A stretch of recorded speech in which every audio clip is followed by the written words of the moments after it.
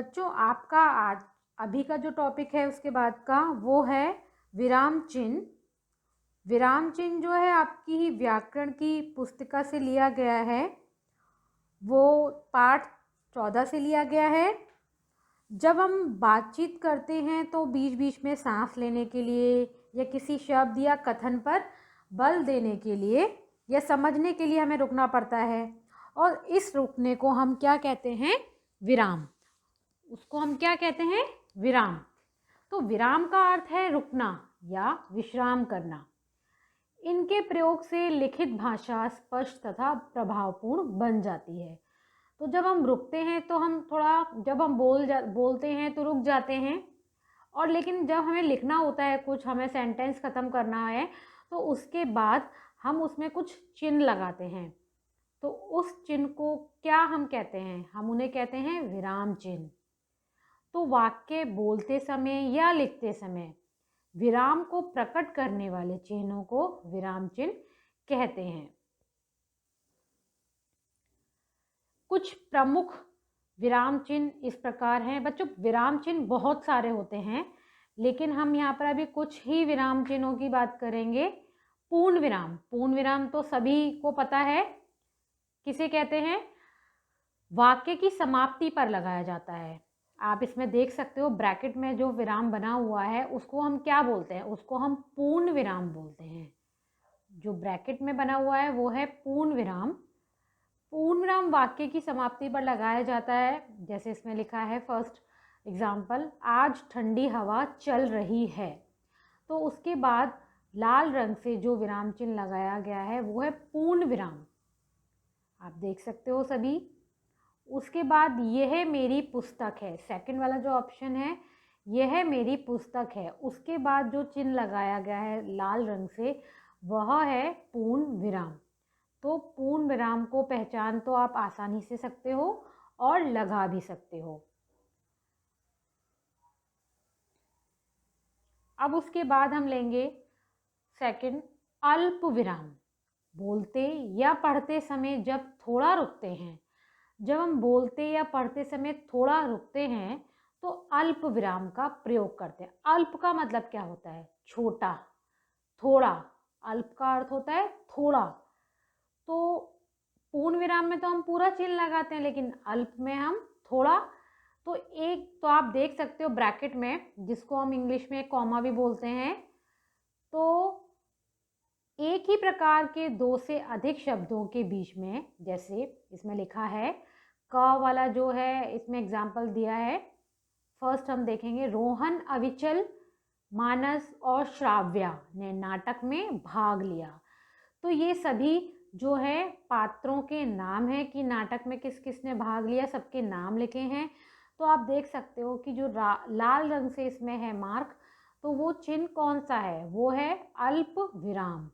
तो रोहन के बाद अल्प विराम लगा है, अविचल के बाद लगा है अल्प विराम, और मानस और श्राव्या। अब मानस के बाद और लिखा हुआ है, तो हमें मानस के बाद विराम चिन्ह नहीं लगाना है। और उसके बाद जब पूरा सेंटेंस खत्म हो जाएगा तो हम पूर्ण विराम से उसको, सेंटेंस को खत्म करेंगे। अब नेक्स्ट हम देखते हैं, इसका सेकंड एग्जाम्पल है, उसे लाल, पीला और हरा रंग पसंद है। तो इसमें आप देखो, लाल के बाद अल्प विराम लगा हुआ है, पीला के बाद और लिखा हुआ है, उसके बाद हरा लिखा है। तो पीला के बाद अल्प विराम नहीं लगेगा क्योंकि इसमें और लिखा हुआ है। अगर सपोज पीला के बाद लिखा होता हरा और सफ़ेद रंग पसंद है, मतलब और भी एक दो नाम होते, तो हम अल्प विराम और लगा सकते थे। लेकिन अब इसमें बीच में पीला के बाद और लिख दिया है, तो उसका मतलब हमें यहाँ पर उसके बाद अल्प विराम नहीं लगाना है। और वाक्य खत्म करने के बाद हमें पूर्ण विराम से उसको, सेंटेंस को खत्म कर देना है। नेक्स्ट है, देख सकते हैं हम, जैसे इसमें कथन को स्पष्ट करने के लिए, किसी वाक्य को स्पष्ट करने के लिए हम कुछ चिन्ह लगाते हैं। जैसे माँ ने बताया, उसके बाद जो आप देख सकते हो वो है अल्प विराम। कॉमा जो है वो अल्प विराम जो लाल रंग का है। तो माँ कुछ हमें कहना चाह रही है, तो बताया के बाद हमने अल्प विराम लगाया है, उसके बाद एक वाक्य शुरू हो जाता है, तो उसके बाद हम दूसरा चिन्ह लगाएंगे। उसके लिए हम आपको बाद में बताएंगे, पहले हम अल्प विराम की बात कर रहे हैं। नेक्स्ट है ग। और हम अल्प विराम कहाँ और कैसे लगा सकते हैं? संबोधन तथा हाँ या नहीं के बाद, जब हम हाँ या नहीं बोलते हैं तब हम अल्प विराम का प्रयोग कर सकते हैं। जैसे यहाँ लिखा है हाँ मैंने गृह कार्य कर लिया। अब जैसे हमने बोला हाँ, हाँ के बाद आपने देखा होगा हम थोड़ा सा हम रुके हैं, तो उसके बाद हमें अल्प विराम लगाना है। फिर मैंने गृह कार्य कर लिया, तो लिया के बाद हमें पूर्ण विराम से उसको वाक्य को खत्म करना है। नेक्स्ट है इसका गा का ही सेकंड वाला एग्जाम्पल है। आप बच्चों ध्यान से अपनी पाठ्य पुस्तक में भी देख सकते हैं। बच्चों इस पाठ को ध्यान पूर्वक पढ़ो। अब हमने बच्चों बोला, उसके बाद थोड़ा सा विराम लिया, तो उस विराम को हम अल्प विराम बोलेंगे। फिर हम उस सेंटेंस को पूर्ण विराम से खत्म कर देंगे, तो हम उसे बोलेंगे अल्प विराम। और सेंटेंस जब खत्म होता है तो वो पूर्ण विराम से हम उसे खत्म करेंगे। नेक्स्ट है घ, समुच्चय बोधक से पहले। अब ये समुच्चय बोधक क्या होता है? निखिल बीमार है इसलिए विद्यालय नहीं आया। समुच्चय बोधक क्या होता है? जैसे इसलिए लिखा हुआ है, लेकिन लिखा हुआ है, जिसको हम समुच्चय बोधक हमने पहले भी पढ़ा है।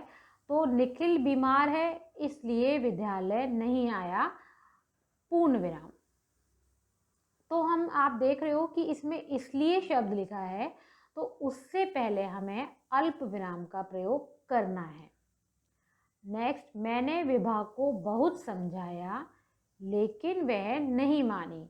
अब समझाया तक एक सेंटेंस खत्म हो भी रहा है लेकिन दूसरा शुरू हो रहा है, तो हमें यहाँ पर लेकिन से पहले कॉमा यानी कि अल्प विराम लगाना है, जिसे हम समुच्चय बोधक वाक्य बोलते हैं, और पूर्ण विराम से हमें उसे खत्म कर देना है। तो आपको ये अल्प विराम समझ में आ गया होगा कि हमें ये अल्प विराम कहाँ कहाँ लगाना होता है। संबोधन के लिए, समुच्चय बोधक शब्दों के लिए हमें लगाना होता है, और स्टार्टिंग में बताया था किसी कथन स्पष्ट करने के लिए आदि, इन शब्दों के बाद हमें ये अल्प विराम लगाना होता है। अब हम लेंगे प्रश्न सूचक। प्रश्न सूचक मतलब जिसको हम क्वेश्चन मार्क बोलते हैं। आप ब्रैकेट में देख सकते हो, क्वेश्चन मार्क तो सब अच्छे से जानते हैं। और प्रश्न पूछने वाले वाक्यों में प्रश्न सूचक चिन्ह का प्रयोग किया जाता है। उदाहरण, यह पुस्तक किसकी है? तो यानी कि हम प्रश्न पूछ रहे हैं तो उसके बाद हम पूर्ण विराम का प्रयोग करेंगे। अब नेक्स्ट है, तुम कहाँ जा रहे हो? तो उसके बाद हम पूर्ण विराम नहीं, हम प्रश्नवाचक चिन्ह का हम प्रयोग करेंगे। तो हम दोनों में हमने इसमें प्रश्न सूचक चिन्ह लगाया है। यह पुस्तक किसकी है? तो हम प्रश्न सूचक चिन्ह लगाएंगे।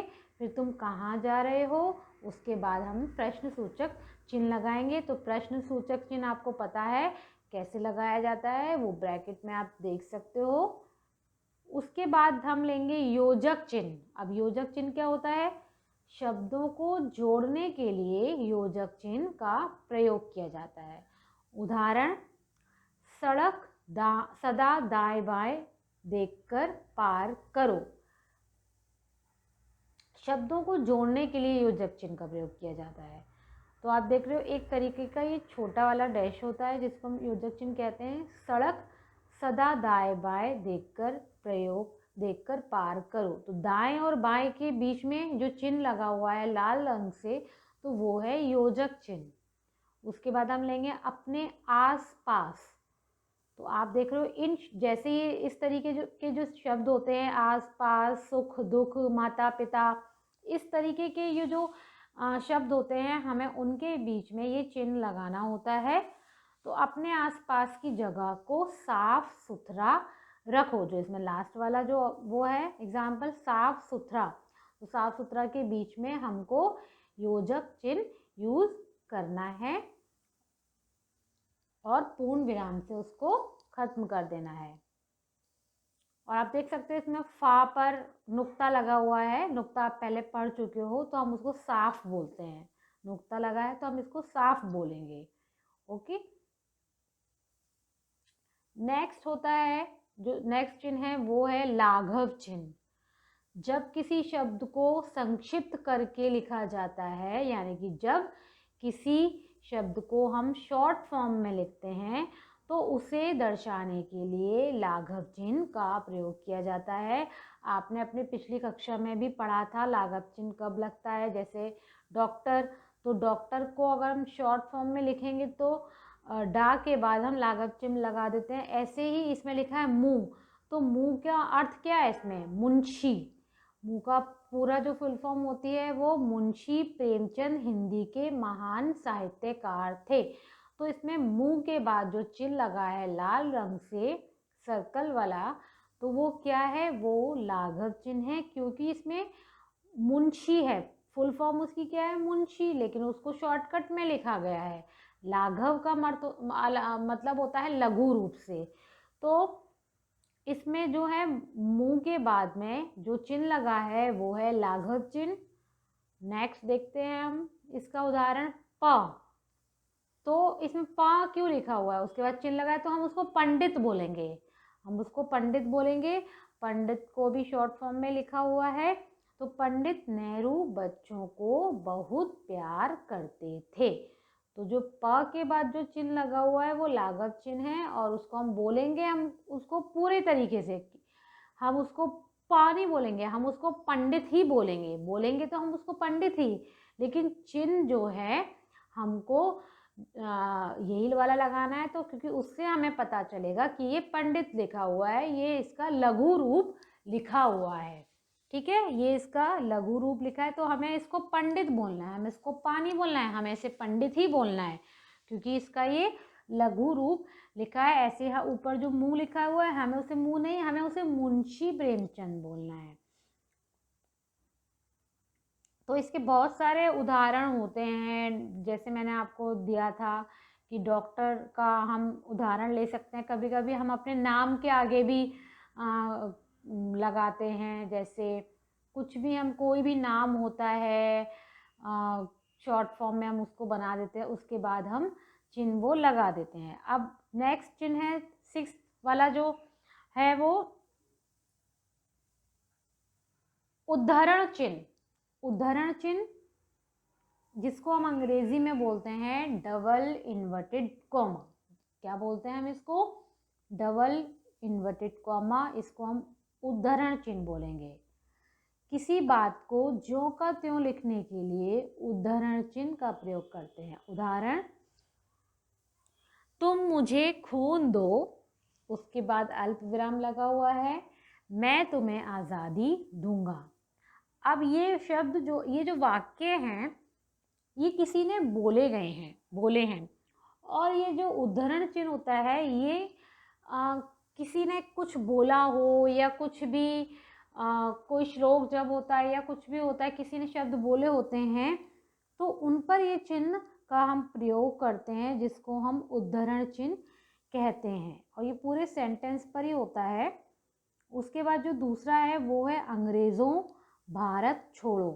तो आप देख सकते हो इसमें अंग्रेज़ों भारत छोड़ो, तो इसमें उद्धरण चिन्ह लगा हुआ है। ये भी कथन कहे गए थे, और इसलिए ये सेंटेंस जो हैं बोले गए हैं।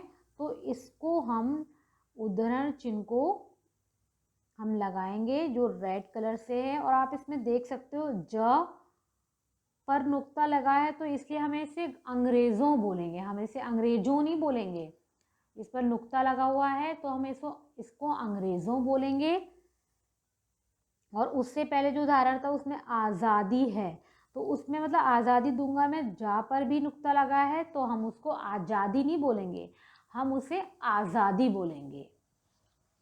तो आपको उद्धरण चिन्ह समझ में आए होंगे कि किस तरीके से हमें इसको लिख करने हैं। नेक्स्ट है विस्मय सूचक चिन्ह। अब विस्मय सूचक चिन्ह किसको कहते हैं? एक्सक्लेमेशन, जिसको आप अंग्रेजी में बोलते हो। खुशी, दुख, भय, आश्चर्य आदि भावों को प्रकट करने के लिए विस्मयादि सूचक शब्दों के बाद विस्मय सूचक चिन्ह का प्रयोग किया जाता है।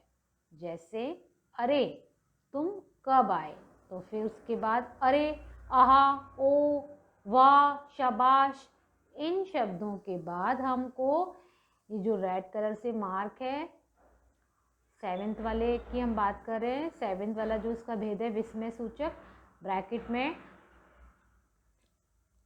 ये चिन्ह है, इस तरीके से हमें ये चिन्ह लगाना होता है। उसके बाद है वाह कितना सुंदर चित्र है, दूसरा इसका जो है एग्जाम्पल, वह कितना सुंदर चित्र है। उसके बाद हम नेक्स्ट लेंगे हंस पद, जो 8वां इसका भेद है वो है हंस पद। ऐसे तो बहुत सारे चिन्ह होते हैं, लेकिन हमने अभी कुछ ही लिए हैं हंस पद। अब देखिए हंस पद हम क्यों लगाते हैं, लिखते समय जब कोई शब्द छूट जाए तो हंस पद चिन्ह लगाया जाता है। उदाहरण, अब जैसे आप कभी कभी क्या करते हो, कोई शब्द हम लिखना भूल जाते हैं तो हम उसको चिन्ह वहाँ पर हम चिन्ह लगा देते हैं और उसके ऊपर उस शब्द को हम लिख देते हैं। कल हम लोग, पिकनिक, अब पिकनिक हम वहाँ पर लिखना भूल गए, उसकी जगह वो मार्क है तो हम उस पर मार्क लगा देते हैं। जब हम उसको दोबारा जब रीड करते हैं, अरे हमने पूरा सेंटेंस तो लिख लिया लेकिन हम ये वाला शब्द लिखना भूल गए। अब हम पूरा सेंटेंस ना इरेज करके हम एक वहाँ पर चिन्ह लगा देते हैं और उसके ऊपर उस शब्द को हम लिख लेते हैं, और जो चिन्ह लगाया है वो क्या है, हंस पद। तो हंस पद कब लगाया जाता है, जब शब्द छूट जाए। उसके बाद सेकंड वाला एग्जाम्पल है दिल्ली भारत की राजधानी है। अब इसमें हमने पूरा सेंटेंस लिख लिया, दिल्ली भारत राजधानी है, लेकिन हम की लिखना भूल गए।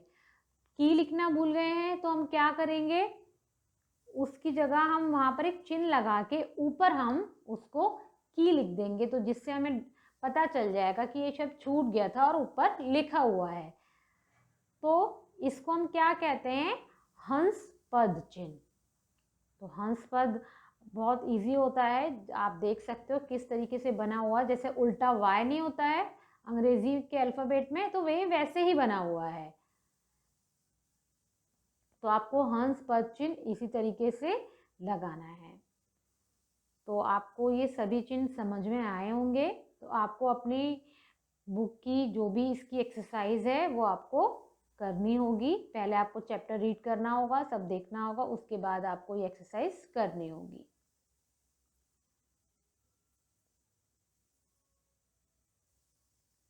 धन्यवाद।